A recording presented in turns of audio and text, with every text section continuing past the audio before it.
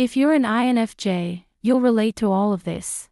If you've ever felt like your mind lives a few layers deeper than everyone else's. If you've ever struggled to explain how much you feel without sounding dramatic, intense, or misunderstood. If you've ever sensed that you don't quite fit into the world as it is, but still care deeply about it, then stay with me. Because if you're an INFJ, this video won't just resonate. It will feel like someone quietly reached into your inner world and put words to things you've never fully said out loud. INFJs are often described as rare, intuitive, complex, and deeply emotional. But labels don't capture the lived experience.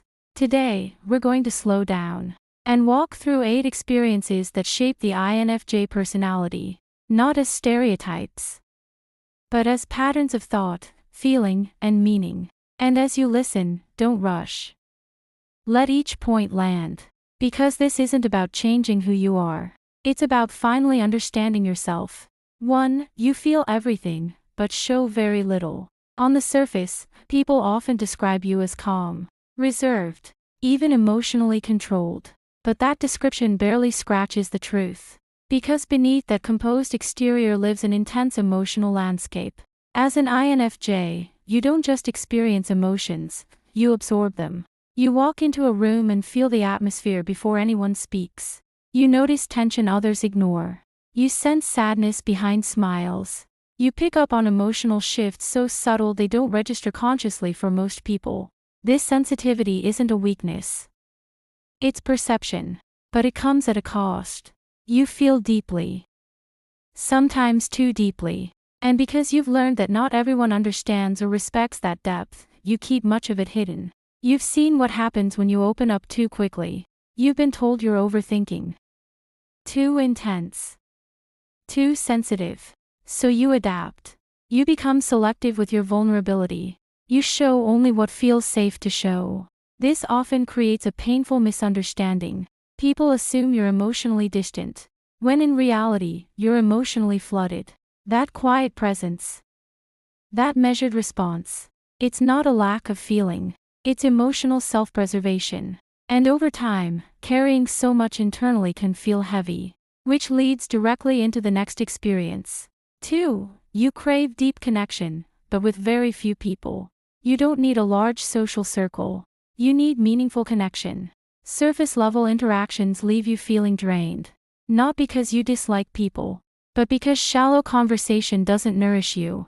You long for conversations that go somewhere. Discussions about ideas, values, inner struggles.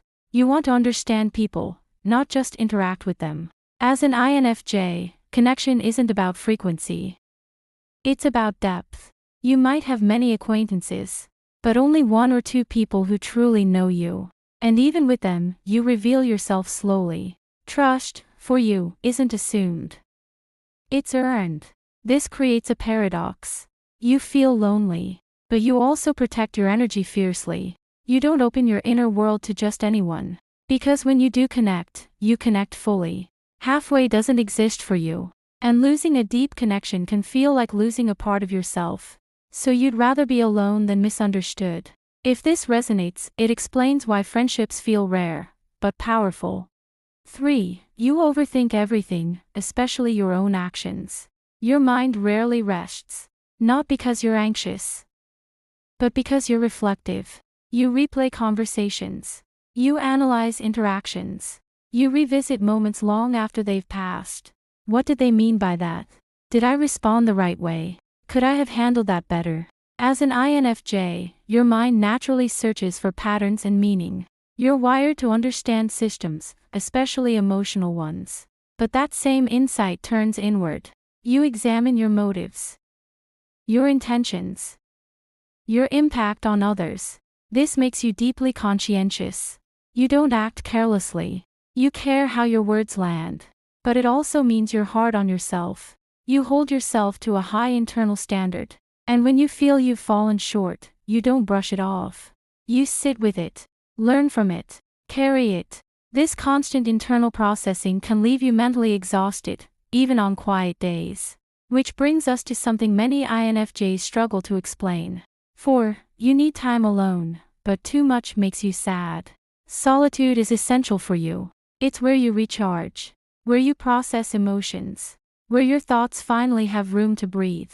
Time alone helps you reconnect with yourself, but isolation is different from solitude, and too much of it can slowly weigh on you. As an INFJ, you exist between two needs: the need for quiet reflection, and the need for meaningful human connection. When one is missing, something feels off. You might cancel plans because you're overwhelmed, then later feel lonely. You might crave alone time, then miss people once you have it. This isn't contradiction, it's balance. And when your balance is disrupted by stress, overstimulation, or disconnection, you feel it deeply. Understanding this about yourself is powerful. It means you're not inconsistent, you're intentional. 5. You see potential in people, even when they don't. You don't just see who people are, you see who they could become. You notice their strengths before they do. You sense their capacity for growth, healing, change. This makes you naturally encouraging, supportive, patient.